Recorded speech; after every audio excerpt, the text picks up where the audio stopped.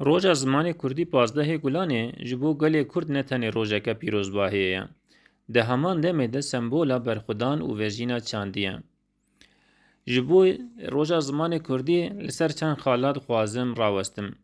Dîrok û weteya pazdehê Gulanê. Di pazdehê Gulana 1932 de Mîrê Ronahiyê Celadet Elî Bedirxan û hevalên wî li Şama paytexta Sûriyeyê hejmara yekem a kovara Hewarê derxistin. Ev kovar di dîroka Kurdî de werçarxaneke mezin bû. Ji ber ku cara yekem bi tîpên latînî bingeha Kurdiya nûjen hat avêtin. Ji ber vê giringiya dîrokî ji sala 2006 vir ve ev roj wekî roja zimanê Kurdî tê pîrozkirin. Kovara Hewarê bû dibistana zimanê Kurdî. Hewar ne tenê kovarek bû, dibistanek bû. Celadet Bedirxan bi rêya vê kovarê alfabeya latînî pergaleke standard ji bo dengên Kurdî çêkir. Cara yekem rêzikên rêzmana kurmancî bi hûrgilî hat nivîsandin. Di vê kovarê de gelek nivîskar û helbestvanên navdar mînak Cegerxwîn Osman Sebrî wan di vê kovarê de dest bi nivîsê kirin. Giringiya ziman ji bo neteweyekê çi ye? Ziman nasnameya herî xurt a gelek ye. Wekî ku tê gotin zimanê me hebûna me ye. Parastina zimanî tê wateya parastina dîrok, çand û hebûna Kurdî.